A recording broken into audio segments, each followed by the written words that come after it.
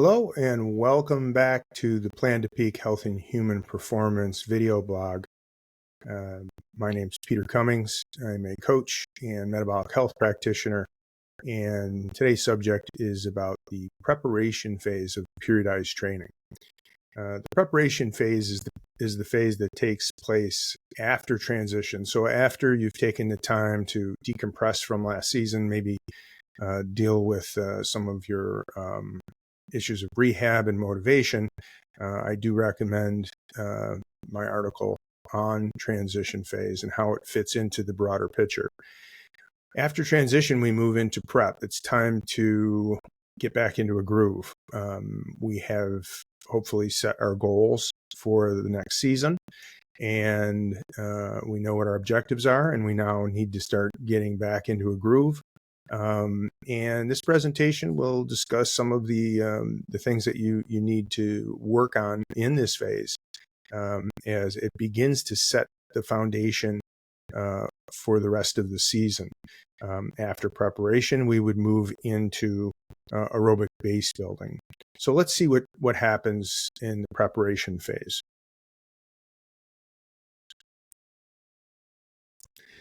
So you begin getting into a groove. I train a lot of athletes in the Northeast, and I believe strongly in strength training. And this is a great time of year to get into strength training, as if you are dealing with the weather in the Northeast, expecting that you're going to be able to get outside and ride on a regular basis is unrealistic. And we can use times when we'd be better off getting some work in to go to the gym rather than to get on our trainers. Burnout and motivation is very real in the off season. And I find that strength training is an excellent way to get a lot of bang for your buck, be very productive as to what you're accomplishing during this time period, and it pays dividends throughout the entire year. So I recommend that athletes start with a higher volume, low intensity workout to really focus on strengthening tendons and core and your back, and maybe a little bit of that upper body that you may have neglected from a long season of just being on your bicycle. See my blog post again for some more information on strength training and what we work on in that beginning. It's called anatomical adaptation. And if you really want to dig into the subject, I recommend the book by Tudor Bumpa called Periodized Training for Sports. Incredible detail into the different types of strength training and what's recommended for different sports. During this time period, you may have started to address some of your issues in transition, but you can really start to prevent injury by strengthening your tendons and preparing them for the increased load and intensity that will come throughout the early phases and into and through base. So really working on muscular strength endurance is key, and getting those tendons prepared for the heavier loads that will come after the initial phases of strength training is a real important goal during the prep phase.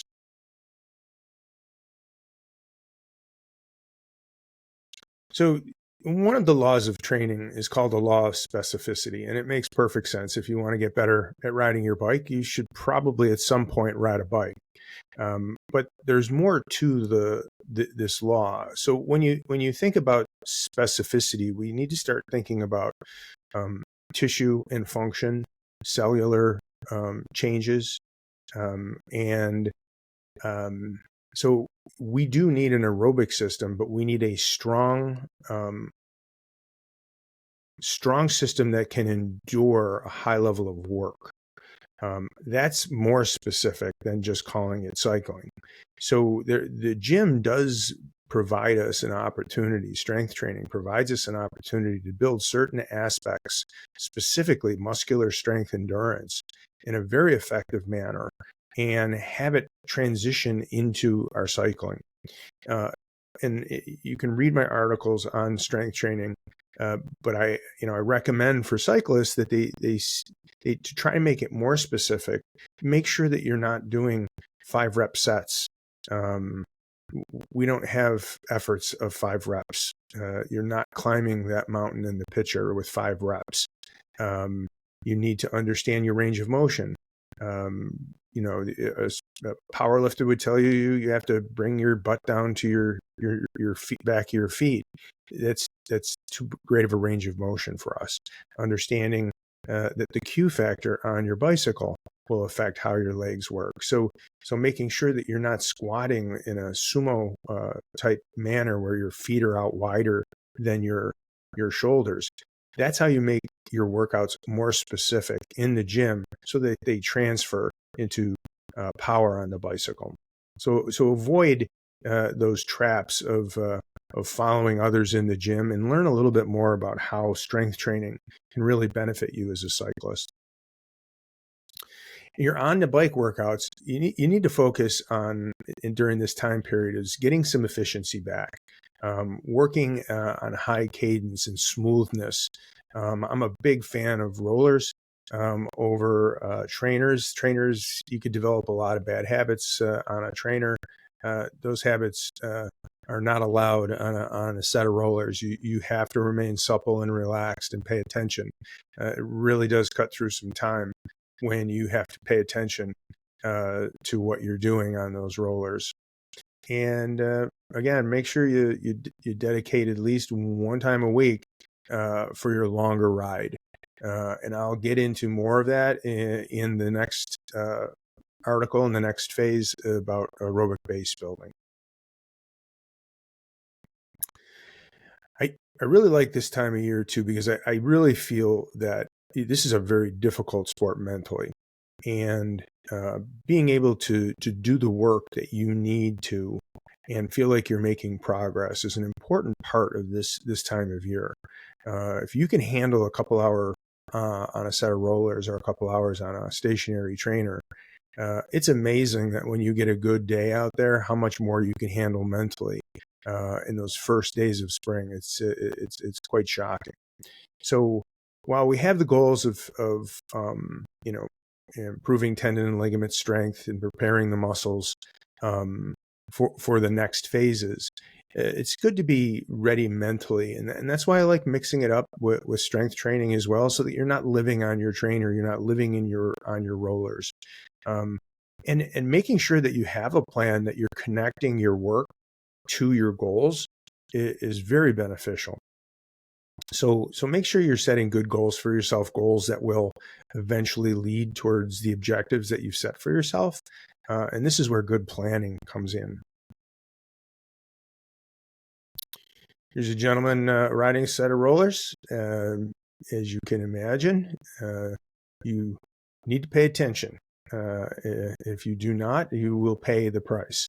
But it's a great way to work on being supple and relax shoulders, bend elbows, just like you would in an outdoor situation.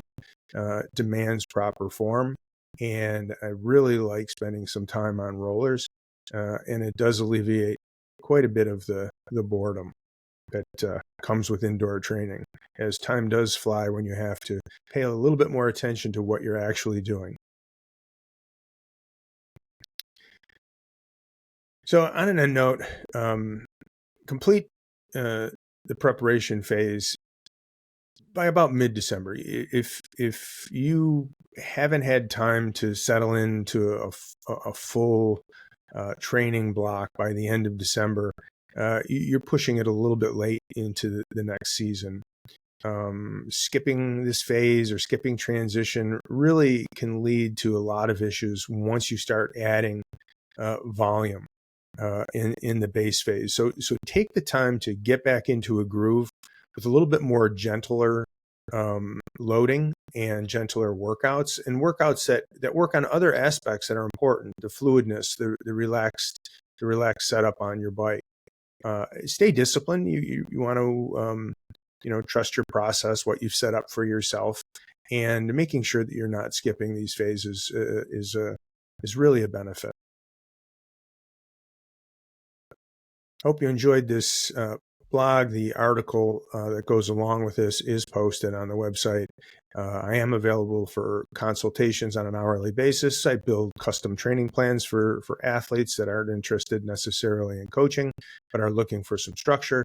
And then our high performance services are our monthly coaching, where we establish a relationship with the athlete and help them achieve their goals. Thanks for listening. Have a great day.